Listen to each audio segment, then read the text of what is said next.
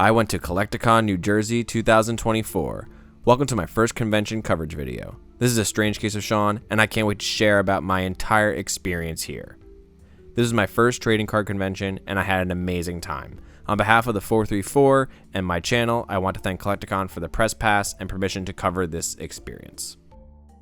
It was well worth the trip to the New Jersey Expo Center, where I learned a lot about the world of trading cards. I haven't been in a trading card game for many years, and I may have some stashed away that I'll need to dust off. Due to circumstances out of my control, I was only able to attend Sunday of the convention. They had everything there, from Pokemon to Funkos to sports and more. PSA was also there for autograph authentication and grading service submissions. These fans are some of the most passionate people I've ever met. It may borderline or surpass professional wrestling fandom. It was truly a sight to see. I had the pleasure of meeting fans and vendors who educated me on the trading card world. Now, I mentioned autographs. Yes, Collecticon hosted an extraordinary amount of guests that were selling autographed items and pictures with fans. These guests included Peter Cullen, aka the voice of Optimus Prime, Ray Park, the actor who portrayed Darth Maul, Sean Schemmel, aka the voice actor of Goku, the Yin Yang Twins, who actually performed a small sale on their stage on Saturday only, because why not? Veronica Taylor, aka the voice of Ash Ketchum and May, Dan Green, aka the voice of Yugi Moto and Mewtwo, Eric Stewart, aka the voice of Seto Kaiba, and many more.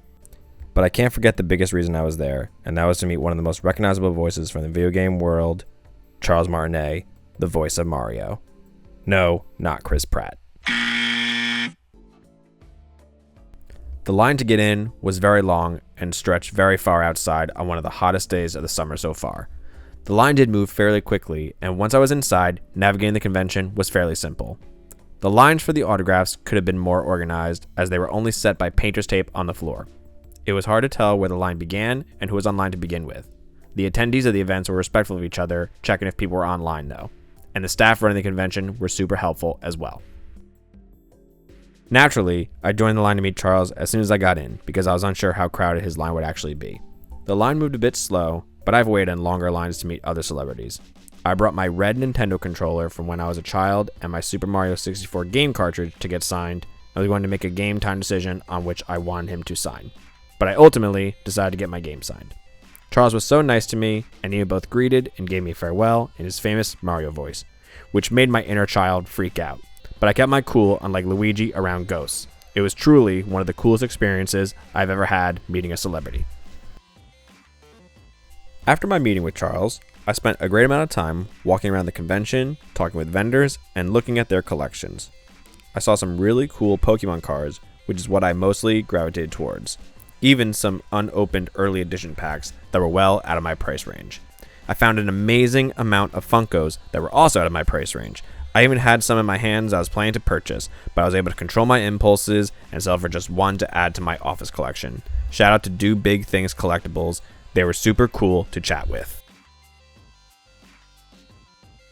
I also found an autographed Rock and Mankind 2-pack Funko that was just signed Rock and Sock Connection, which I found a bit odd. But overall, there were so many cool items to purchase, from trading cards, Funkos, artwork, plushes, action figures, and even swords. I tell you, if there was even a replica Keyblade, I probably would have dropped that money faster than I could get eliminated by Sephiroth in Kingdom Hearts 2. But my hunt for a Keyblade continues, and I hope to find one, or at least a replica one, at future conventions. Some other cool things I saw were the stage where they did the panels with celebrities and had the concert on Saturday. I saw some cool cosplayers, including the real-life Peter Griffin. Real name Rob was super nice and probably could have had his own booth with how many people were recognizing him and getting pictures with him. And I saw this giant Pikachu. I was wondering if it was for sale, but I couldn't find any information on that. Overall, this was a tremendous experience, and I can't wait for the next Collecticon. I do enjoy the travel, the experiences with special guests, and the fans. This con really encompassed all of that and did a wonderful job.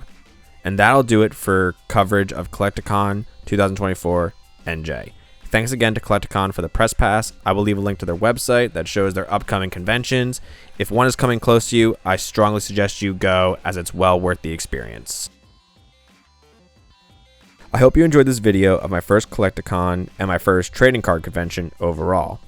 If you've been to Collecticon before, leave a comment. Tell me about your experience. I'd love to hear about it. Also, leave a comment telling me what you'd like me to cover or do at future conventions I attend. I'm excited to do more convention videos in the future.